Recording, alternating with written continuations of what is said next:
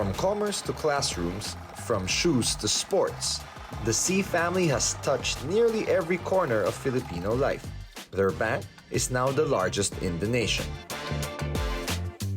Their malls are cultural anchors, where millions gather each week.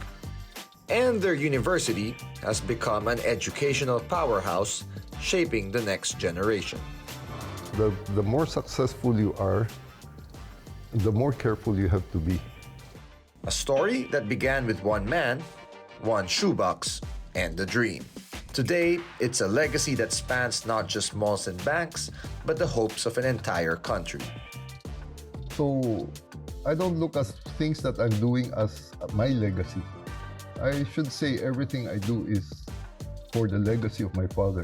In the end, I want to be known that I'm the son of Mr. Henry C. Okay, he's the important guy. Let's dive deeper on the winning strategy and champion mindset on the second part of our conversation with Mr. Hans C. I'm getting an art lesson too. I like it. This is Charles Tiu. Should I say the brother of Chris Tiu or? That's easy. That's always easy. Kaya pala. I'm Charles Tiu, and this is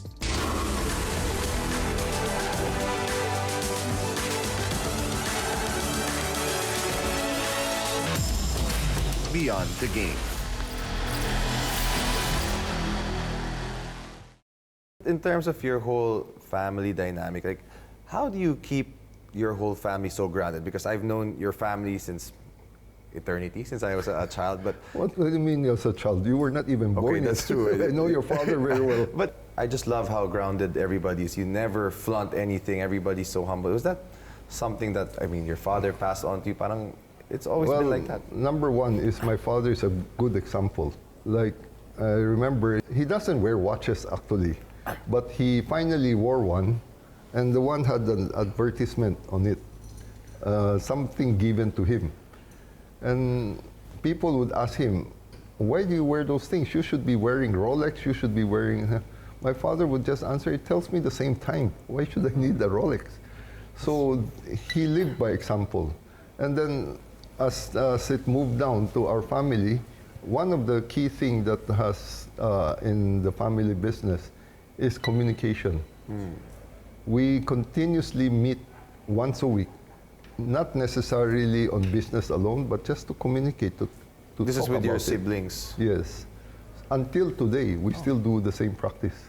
In the office setting or even family meals, family gatherings? Well, it all started when we were growing up. My father would discuss with us about business over Sunday lunches. Until one day, I think the whole Sunday lunch was talking business. My mother got very upset and said, can you please people stop talking business? This is a Sunday lunch.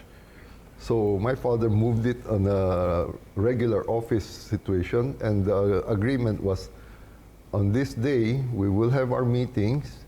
So as long as you're in the Philippines, you do not make any appointment, you just come to the meeting.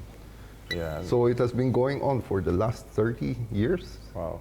I guess it's no wonder why your family's in such good harmony. Everybody's still... Well, I would not say perfect, but that's where you solve the problem. That's true. Has it been something for you, like your children? Is it a must that they must work for the family? I mean, I know they also are kind of doing their own things in a way, but... No, well, we have this agreement among family members that everybody has the right to do what they want, as long as it doesn't conflict with our family business. Okay. So either you do something that is not related at all, just like Howard. Howard went into storage business, which SM doesn't have. And so he got the okay. We try to avoid family members to say, oh, I can get this franchise, can I open in the mall? We don't allow that. It's interesting. I don't know if we could share that when he was starting that business, obviously he probably asked you for help, but I know he kind of did things his own way. Yeah, Howard is a type who wants to do everything his own way. And in fact, I remember when he was doing a research, when he was doing the storage mart, he He made his own contract. But of course, upon consultation with me, I told him I will refuse you to go out to public on a contract. You did it by yourself. And you know, he does research and then puts everything. So without him knowing, I showed the contract to our company lawyers, who said it's a relatively very tight-lipped contract. So it kind of gave me the confidence that he knows what he's doing. As a father, how did you kind of train your children to be like that? Or like, what are some of the lessons that you'd always harp on to them? But I always tell them, whatever they do, they have to stay humble. That's the humility. That's where I want them to develop. Making money is not anymore a requirement. Making money is not anymore the top priority. But if you want to make money, you don't make money. As long as people respect you as a person, that's, to me, is more important now these days. I think we can say that about all your children. So I'm sure you've done a good job. But for you, for your family, I mean, obviously, being one of the wealthiest families in the Philippines, what keeps everybody motivated to continue to grow the business? Because, I mean, quite frankly, I think if you just relaxed, or you'd be okay for the next, I don't know, how many generations? That's a good question. That's what the media always make it come out, that we're the wealthiest family. Please, I'd like to correct that. I wish how true that statement was. Okay. I wish all the cash or value they put upon me is in my pocket.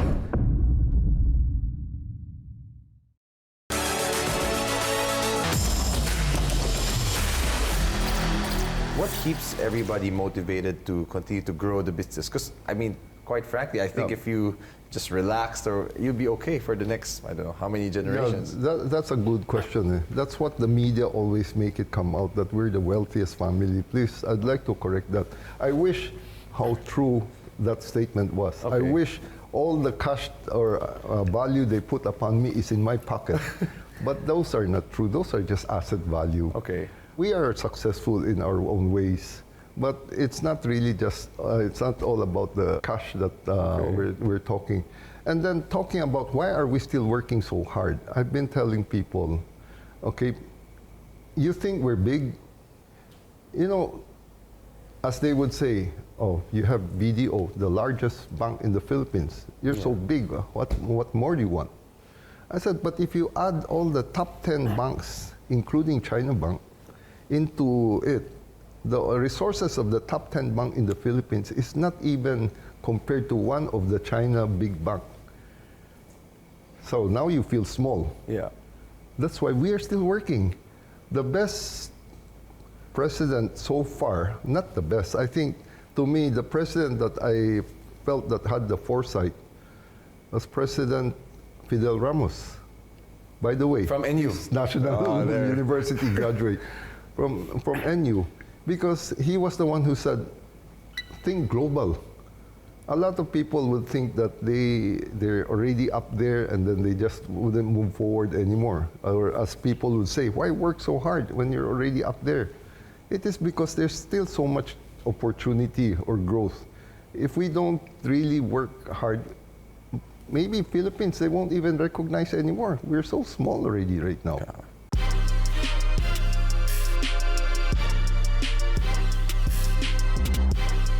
The part about making money, you know, it's actually, I think money is really something that has been very divisive on people. So why couldn't we make money and also see everybody also benefit from it? So I always now having to say, making money is not just all about making money. Making money is really how to make everyone's dream come true also. Maybe not completely, but at least a step closer to their dreams. So that's why, like Mall of Asia, you can see how the whole Mall of Asia has grown. If I were to just say, hey, the shopping mall makes all the money and I don't do other things, that's about making money. But why did we have to go to the arena, to convention center, to the hotels, okay, and now to even a Galleon Museum? Yeah. If I were to expect all of them to make as much money as the shopping center, then I should not be doing it.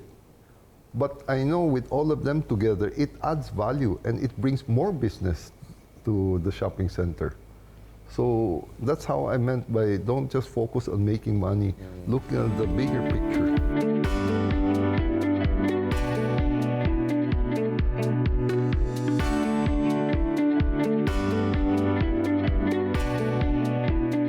From your father, obviously, I guess you were very close to your father, and seeing how close your family is.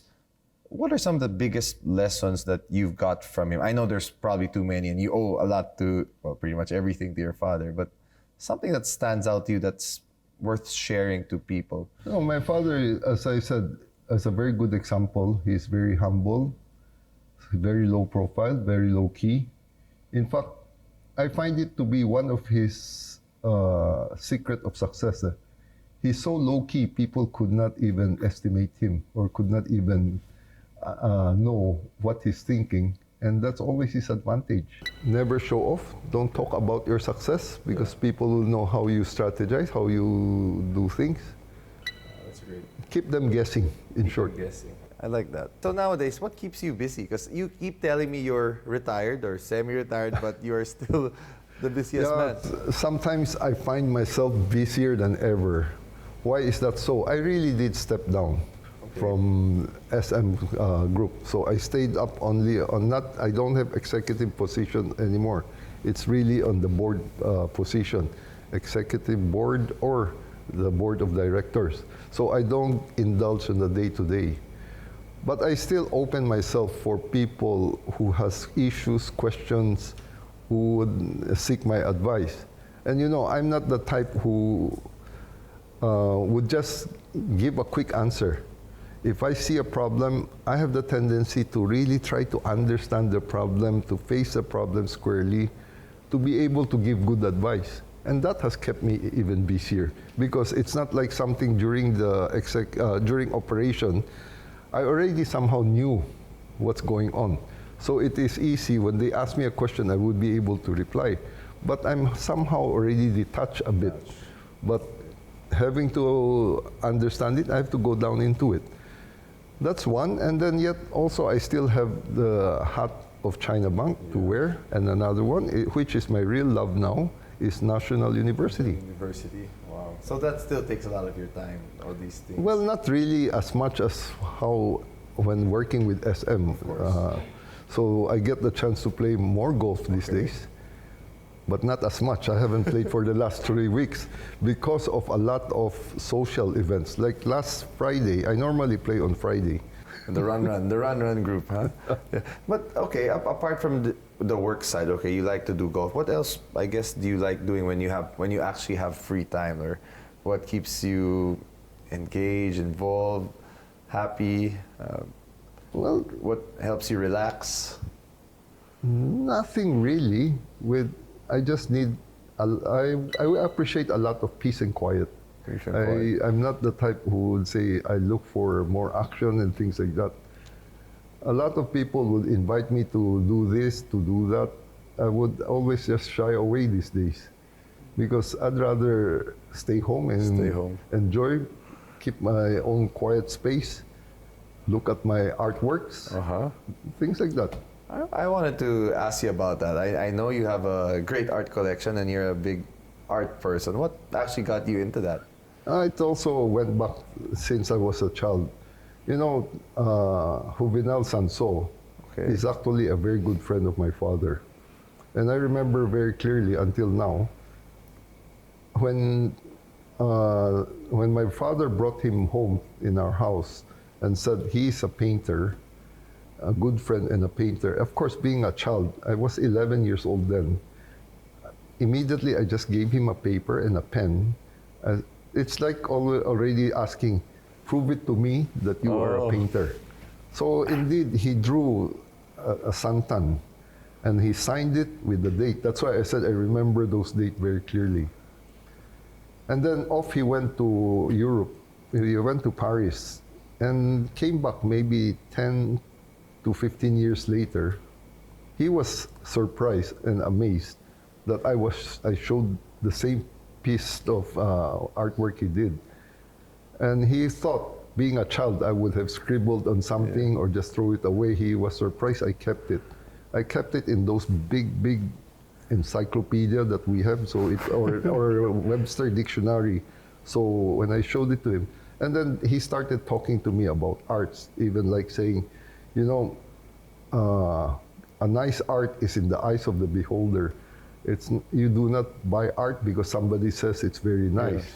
You buy art because you yourself love it. And I remember he said, remember, if you bought a painting, install it in your house, it's not the friend who recommend that will be seeing it, it's you who will be seeing it. So you better like it before you buy that.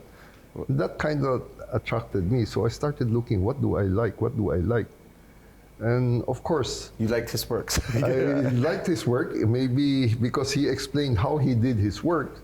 And during those times, it's only his work I can afford. Oh. Well, I remember in 1980, the first artwork I bought was his and cost me 3,000 pesos. I think that's gone a long way. Well, this is his painting, right? Yes, this is one of his, because he doesn't really do much Portraits. but since he's a good friend of my father, he did it. And would you believe this is the second work? Okay. The first work, my father didn't like it, and they're so good friends. My father can just tell him off. He said, I don't like it because I'm not smiling there. I call him Tito Jovi. I remember seeing him asking me for a pen, and I would ask him, why? He said, it's not smiling. I cannot change his picture. His picture showed he wasn't smiling. So he wanted to do a smiley over the artwork. But then again, he did another one, and this one my father liked. I'll show you my favorite artwork. Okay, let's do that. This one. Nice. Who is it, or what's it? That's Nicole Coson. Oh, of course. That's latest series. And to think, I didn't even get it from her. Rosolo. This is one of my pride. I've collected this over the years, I should say about 30 years. These are actually considered rare. I don't have the heart to leave it outside to make sure that these are really in my... So same thing as what you told me earlier. You liked it, that's why you bought it. Not because it's an Amor Solo. Yeah. Right? And these ones are some of the old ones that I got from auction. Oh, 1920. Yeah, I got them from auction. And then this one, again, also the lighting kind of attracted me, how the lighting was. So... I'm getting an art lesson too. Like looking at this, what do you see? What's the title? The title you'll know already if I tell you the title. The title of this is Kiss. Kiss. Gustav Klimt kiss? No, just kidding. Kiss. I don't see anybody kissing. Don't you see a guy and a girl? I see a girl on the right. Okay, no. The girl's there, the guy's there. Reaching out to her. You still have a lot of things to learn about art. Definitely. Oh, actually, I never really knew that you were into art until lately. Do you still follow basketball? You yourself used to play basketball for Xavier back in the day. I heard a lot of stories. Yeah, those are some of the stories I can forget.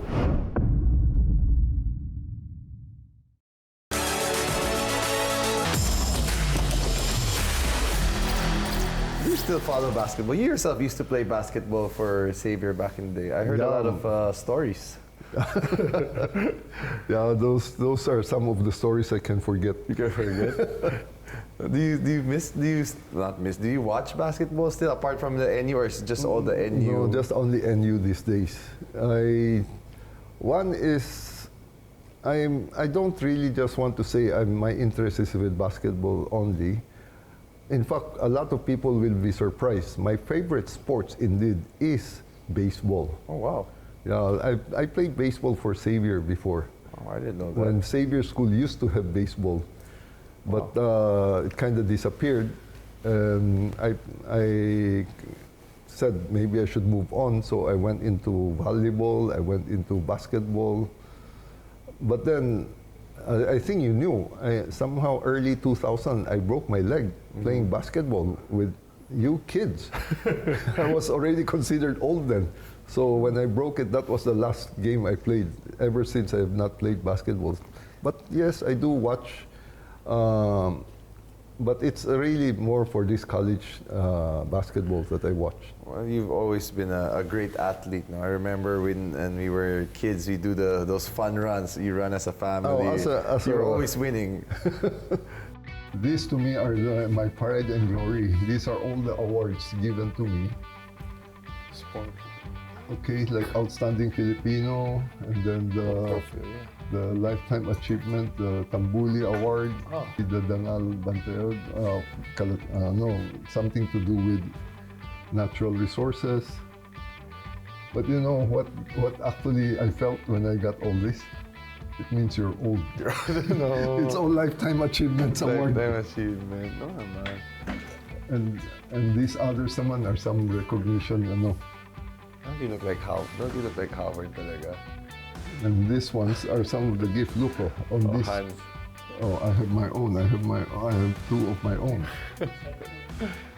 even Lego I have.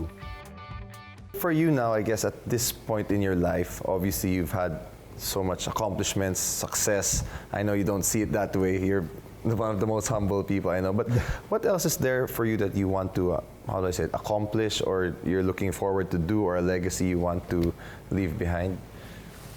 I'm not really sure. I always, as I said earlier, I'm a good soldier. If my father tells me to jump, I will ask how high. I will never ask why. So I don't look at things that I'm doing as my legacy. I should say everything I do is for the legacy of my father.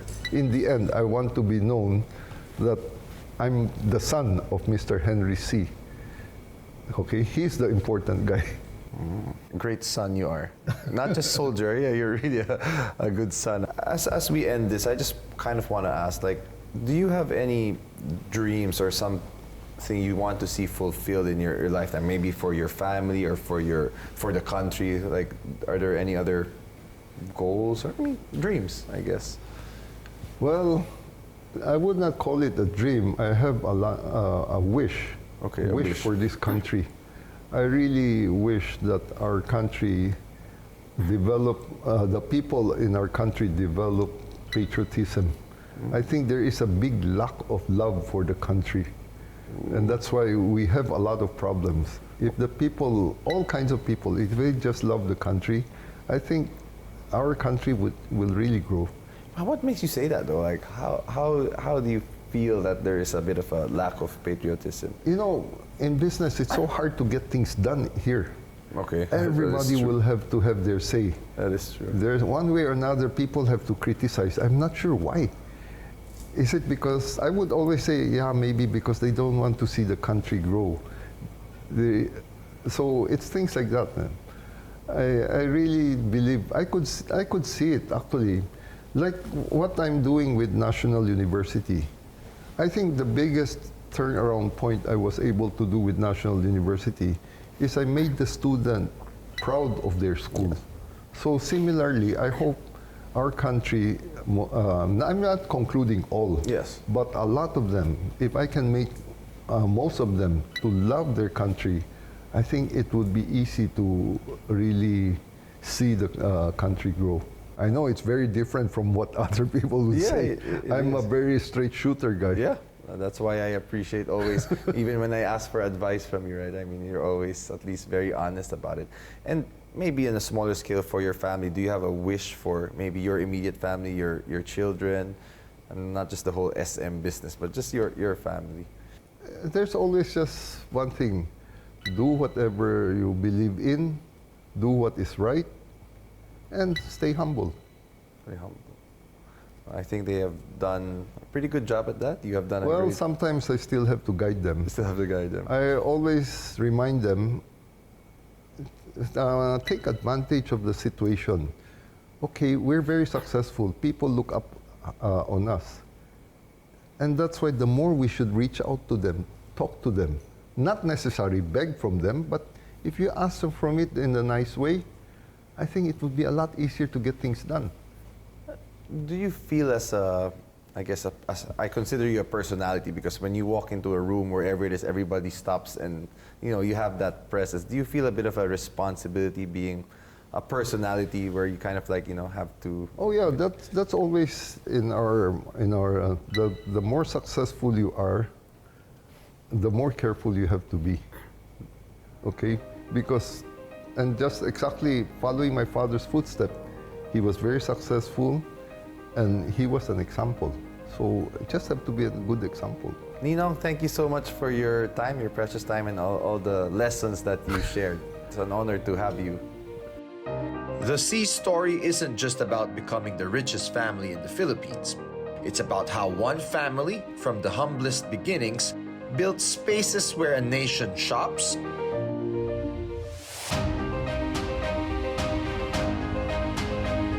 learns, and dreams. And perhaps the real lesson is this: empires can rise and fall, but the values of humility, respect, and doing what is right endure far longer than wealth. The C family story reminds us that sometimes the greatest fortune isn't found in malls or banks, but in the lives you change along the way. This is Charles Tiu. Join us again next week as we learn the winning strategies and champion mindset of winners, movers, and shakers. This is Beyond the Game.